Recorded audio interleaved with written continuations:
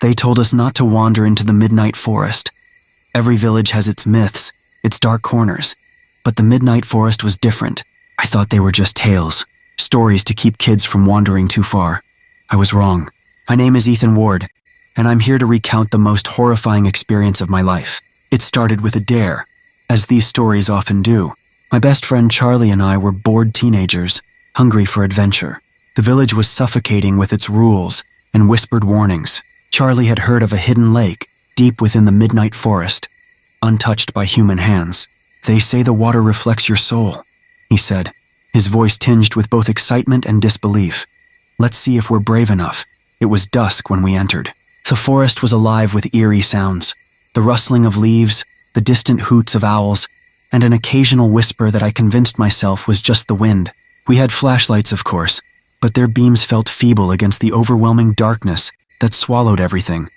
Hours passed, or so it felt. The deeper we went, the stranger things became. Trees twisted unnaturally, their branches reaching out like skeletal hands. The air grew heavy, each breath feeling like an effort. Yet the lake drove us forward. Then we found it. It was beautiful. Hauntingly so. The lake shimmered under the faint moonlight, its surface unnaturally still. But something was wrong. The reflection wasn't ours. Instead, shadows danced on the water, figures that moved independently from us. I wanted to turn back to run, but Charlie was captivated. "Do you see that?" he whispered, stepping closer. "It's like they're alive." "Charlie, we need to leave," I urged, my voice trembling. But he ignored me, reaching out as if to touch the water. The moment his fingers grazed the surface, the forest came alive with a deafening roar. The shadows leaped from the water, forming shapes, humanoid but grotesque. They had no eyes, just empty sockets that seemed to devour the darkness. We ran. We ran like we'd never run before. The forest, once just an eerie backdrop, transformed into a maze of terror. The shadows followed, their footsteps silent but their presence loud, suffocating. The beams from our flashlights flickered, struggling to keep the encroaching darkness at bay. "Don't look back," Charlie shouted, his voice ragged, but I couldn't help myself. I stole a glance and immediately regretted it. The shadows weren't just following us, they were multiplying. Each time they moved through a tree or bush, another figure emerged, clawing its way into existence. And worse, their shapes were becoming more distinct, faces forming where there were none, mouths twisting into silent screams. Charlie tripped. I skidded to a halt, my heart pounding in my chest. "Get up!" I yelled, rushing to help him. But as I reached down, he froze. His wide eyes stared past me. "They're here," he whispered. Before I could react, cold hands gripped my arms. I turned my head slowly, and there it was, a shadow creature. Its face inches from mine, its empty sockets drilling into my soul. The air around it was icy, and the faint sound of whispers filled my ears. Hundreds of voices speaking at once, too quiet to comprehend but too loud to ignore. "Run, Ethan." Charlie's shout jolted me back. He had managed to stand and was pulling at my arm, breaking the shadow's icy grip. Together, we bolted deeper into the forest, the creatures swarming behind us. The trees began to change. Their bark was no longer rough but smooth, like glass, reflecting twisted versions of ourselves. I saw my own reflection, but it wasn't me. It was grinning, its eyes black and empty. "This way." Charlie pointed to a faint light in the distance. It was faint, flickering like a candle struggling against the wind. But it was our only hope. We charged toward it, desperation fueling our legs. We burst into a clearing, and the light engulfed us for a moment. I thought we were safe. The shadows stopped at the edge, writhing and hissing as if the light burned them. But as relief washed over me, I noticed something strange. The clearing wasn't empty. A woman stood in its center, her back turned to us. She wore a dress that seemed to shimmer, shifting between white and black. Her hair flowed unnaturally, as if moved by an invisible wind. Who are you?" I managed to stammer. She turned slowly, her face a mask of sorrow and malice. "You've seen too much," she said, her voice echoing with a strange harmony. "The forest doesn't let trespassers leave." I stepped back, instinctively shielding Charlie. "We didn't mean to." "It doesn't matter," she interrupted, raising a hand. The shadow surged forward, stopping just short of the clearing's edge. "You've awakened them now. You belong to them." "No," Charlie screamed, stepping forward.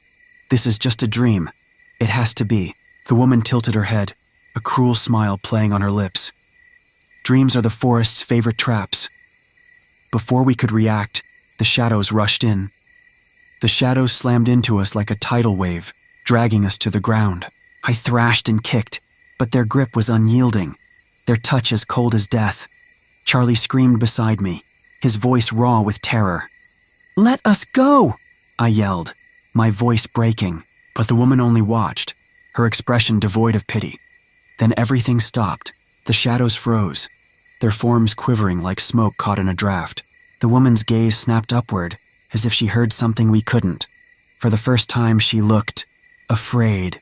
A low rumble echoed through the clearing. The ground beneath us trembled, and the air grew heavy, suffused with a presence I couldn't describe. The shadows recoiled, retreating toward the edges of the clearing like animals sensing a predator. "What's happening?" Charlie gasped, clutching my arm. The woman's eyes darted around, her calm veneer cracking. "You've done it now," she hissed. "You've brought him here." "Who?" I demanded. But before she could answer, the rumble deepened into a deafening roar. The trees at the clearing's edge bent and splintered as something massive approached. And then we saw it. It emerged from the forest like a living nightmare, a creature that defied all logic. Its form shifted constantly, never settling on a single shape one moment. It was a towering humanoid figure. The next, it was a mass of writhing limbs and eyes. But its face, or what I assumed was its face, was the most horrifying part. It was a void, an emptiness so profound that it seemed to consume the light around it. The woman fell to her knees, trembling. "The keeper of the forest," she whispered. "He comes for the trespassers." The creature didn't speak, but its presence filled my mind, a cacophony of thoughts that weren't my own. Images flashed before my eyes. Centuries of people who had wandered into the midnight forest, their faces twisted in fear and agony. "Please," I begged, unsure if it could even hear me. "We didn't mean to disturb anything, just let us go." The creature paused, its shifting form settling into a shape vaguely resembling a man. It tilted its head, studying me. Then without warning, it reached out, a single tendril of shadow snaking toward us. The woman screamed, throwing herself between us and the tendril. "They're mine. They broke the pact, not you." The creature ignored her. The tendril wrapped around me and Charlie, and the world dissolved into darkness. When I woke up, the forest was gone. I was lying in a field of tall grass under a pale, colorless sky. Charlie was beside me, unconscious but breathing. I sat up, my body aching, and looked around. The landscape was barren and lifeless, stretching endlessly in all directions. A single twisted tree stood in the distance, its branches bare and reaching toward the sky like claws. What is this place?" Charlie groaned, sitting up. "I don't know," I replied, my voice hollow. "But I don't think we're home." As we got to our feet, a faint whisper reached our ears. It wasn't the forest's whispers. It was something else, something worse. The words were indistinct, but the tone was unmistakable. "Hunger. Ethan." Charlie's voice was barely a whisper. "Look." I followed his gaze and felt my blood turn to ice. The shadows were here, spilling out from beneath the twisted tree, but they weren't chasing us anymore. They were waiting, and we had nowhere to run. The shadows slithered closer, their formless bodies stretching and condensing like ink in water. They circled us, their movement slow, deliberate, as if savoring the moment. I could feel their malice, a suffocating weight pressing on my chest. "We can't stay here," I said, grabbing Charlie's arm. "We have to move." "To where?" he asked, his voice trembling. "There's nothing here." I didn't have an answer. The barren expanse stretched endlessly, broken only by the ominous tree in the distance. It seemed closer now, its gnarled branches swaying in a wind we couldn't feel. Despite the fear clawing at my gut, I knew we had no choice. The shadows were closing in. "Towards the tree," I said, forcing my legs to move. "It's the only landmark." Charlie hesitated, but when the shadow surged forward, he followed. We ran through the tall grass, its brittle blades crunching underfoot. The whispers grew louder, more insistent, their disjointed words seeping into my mind like a poison. "Stay. Forever. Belong." The tree loomed larger with every step, its blackened bark glistening as if wet. The closer we got, the more unnatural it appeared. Faces, Countless faces were etched into the trunk, their features twisted in eternal agony. Their eyes followed us, mouths open in silent screams. "What the hell is this?" Charlie gasped, stumbling to a stop. "This isn't real. It can't be real." "It doesn't matter," I said, pulling him forward. "We just have to keep going." But as we reached the tree, the ground beneath us shifted. The grass withered, crumbling into ash, and the earth cracked open, revealing a chasm that seemed to stretch endlessly downward. From the depths, a sound emerged, a low guttural growl that vibrated through my bones. The keeper. It rose from the chasm, its form even more grotesque than before. Eyes and mouths rippled across its body, opening and closing in an endless cycle. Its void-like face turned toward us, and the whispers stopped. Charlie and I stared at the objects, the dagger and the mirror, as the keeper loomed over us. The air around the clearing was charged, suffused with a tension that made it hard to breathe. The keeper's many eyes seemed to gleam with amusement, watching us struggle with the weight of its command. "What do we do?" Charlie whispered, his voice trembling. "What if we pick wrong?" My mind raced. The keeper hadn't given us any clues, just a cruel ultimatum. The mirror seemed dangerous, its cracked surface pulsating with faint light, showing the faces of the tormented souls in the tree. The dagger, though ominous, felt oddly alive. Its green glow flickered like a heartbeat. "We can't just stand here," I muttered.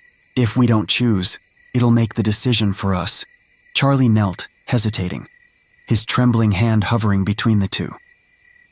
"What if this is all part of its trick?" he said. "What if neither lets us leave?" The keeper's voice rumbled through our minds. "Your indecision is tedious. Choose, or I will choose for you." Something inside me snapped. "Fine," I said, stepping forward and grabbing the mirror. Its cold surface sent a jolt through my hand, and the world seemed to shift. The ground beneath us solidified, the chasm disappearing. For a brief moment, I thought I'd made the right choice, but then the faces in the mirror began to scream. A deafening wail filled the air as the faces contorted, their mouths stretching impossibly wide. The keeper laughed, its voice a storm of mockery. "You've chosen well," it said. "Now, see the truth." The mirror's surface rippled, and the screams grew louder. Images flashed across it, not just of the souls trapped in the forest, but of me and Charlie. I saw myself wandering endlessly through the midnight forest, my face hollow, my body a shadow of its former self. "No," I whispered, backing away. "This isn't real. It can't be." The keeper leaned closer, its void-like face inches from mine. "All choices have consequences," it said. "You've chosen to see now. You will join them." The mirror shattered in my hands, and the shards flew toward me and Charlie, embedding themselves in our skin. I screamed as a searing pain ripped through my body. The world spun, and the last thing I saw was the keeper's ever-shifting form dissolving into darkness. When I woke, I was back in the forest. The air was thick with fog, and the trees twisted unnaturally, their branches clawing at the sky. Charlie was beside me, his eyes wide and unblinking.